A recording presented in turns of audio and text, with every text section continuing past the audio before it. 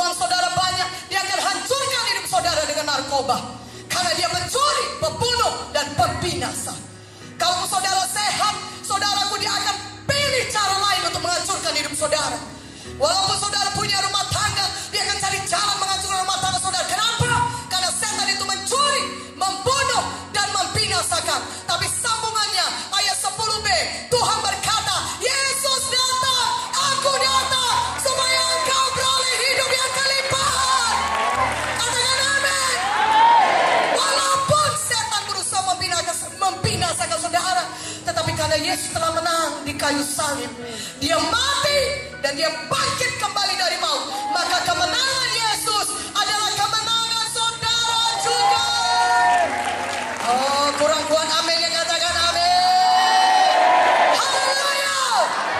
Kolose 2:15 berkata, Yesus telah melucuti semua para pemerintah dan penguasa-penguasa, masuknya roh-roh jahat di udara. Saudaraku, kemenangan Yesus adalah kemenangan saudara. Katakan amin. Untuk itulah dia menyertai saudara. Dia berkata, jangan takut. Ibrani 13 ayat 56. Jangan takut. Walaupun setan itu lebih besar kuasanya daripada manusia, saudara, Tuhan berkata jangan takut. Kenapa? Karena dia Allah yang menyertai saudara. Yang di dalam saudara lebih besar daripada semua roh-roh jahat di dunia ini. Mana amin yang lebih kuat? Amin ya. Haleluya. Maka saudara, mujizat yang terbesar apa? Yohanes 1 ayat 12 berkata, barang siapa yang menerimanya, diberinya kuasa menjadi anak-anak Allah. Oh, haleluya. Haleluya. Menjadi anak-anak Bapa di sorga adalah mujizat yang terbesar. Tidak ada seorang pun yang datang kepada Bapa kecuali melalui Yesus. Yohanes 14 ayat 6 berkata, akulah jalan dan kebenaran hidup. Tuhan Yesus berkata, tidak ada satu pun dosa yang bisa masuk ke sorga, saudara. Walaupun saudara belum pernah merampok bank, membunuh orang, ataupun mencelakai orang, saudara belum pernah melakukan dosa-dosa demikian, saudara berkata, firman Tuhan berkata, tidak ada satu dosa pun yang bisa masuk ke sorga. Sorga begitu kudus, saudara, dan upah dosa pasti mau. Tapi firman Tuhan juga berkata, Roma 6 ayat 23, kasih karunia Allah, hadiah daripada Tuhan ialah hidup yang kekal di dalam Kristus Yesus. Haleluya. Saudara tidak perlu mati karena dosa-dosa saudara. Kalau saudara percaya kepada Yesus Kristus, Yesus sudah mati menanggung semua dosa saudara. Di kayu salib dia menjadi ganti kita, substitusi kita. Seharusnya kita yang dihukum karena dosa-dosa kita, tapi karena Tuhan Yesus mengasihi kita, dia serahkan nyawanya, dia disalibkan bagi kita, dia curahkan darahnya, sehingga barang siapa kita yang percaya kepada Yesus tidak perlu binasa, tetapi bisa beroleh hidup yang kekal. Amin. Kita tidak perlu binasa karena dosa kita, saudara.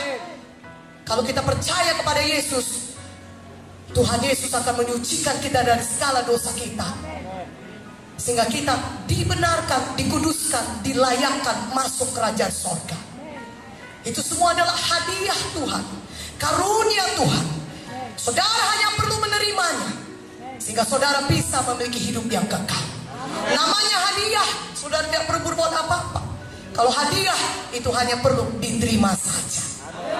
Itulah sebabnya Tuhan Yesus berkata, saudaraku, barang siapa yang percaya kepadaku, Tuhan berkata, saudaraku, Yohanes 3:16, karena begitu besar kasih Bapa akan dunia ini, sehingga dia mengaruniakan anaknya yang tunggal, ke dalam dunia itu mati bagi kita, bangkit kembali, supaya kita percaya kepada yang tidak binasa, mereka beroleh hidup yang kekal. Malam ini saudara, pastikan saudara sudah selamat, tidak lagi kehilangan jiwa saudara, tapi sudah selamat, sudah lahir baru, sudah punya Yesus dalam hati saudara. Katakan amin. Haleluya. Saudara mau Allah Immanuel, Allah yang menyertai saudara, tidak pernah meninggalkan saudara.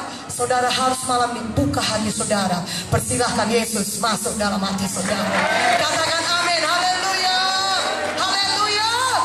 Dalam firman Tuhan berkata, bagaimana kita diselamatkan? Roma 10:9-10 berkata, jikalau engkau percaya dalam hatimu bahwa Yesus adalah Tuhan, dan mengaku dengan mulutmu bahwa Tuhan Yesus sudah mati dan dibangkitkan kembali pada hari yang ketiga, maka engkau akan diselamatkan. Katakan amin.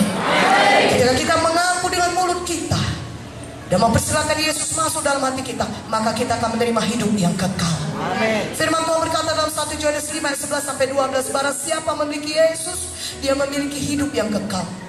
Barang siapa memiliki anak, anak itu huruf besar. Artinya barang siapa memiliki Yesus, dia memiliki hidup yang kekal. Tapi barang siapa tidak memiliki Yesus, dia tidak memiliki hidup yang kekal. Malam ini kita semuanya pastikan kita sudah memiliki Yesus dalam hati kita. Katakan amin, haleluya. Karena itu saya sudah angkat tangan saudara semuanya, tutup mata kita. Ucapkan dengan suara yang keras, percaya dalam hati saudara, dan ikut-ikut doa ini. Oh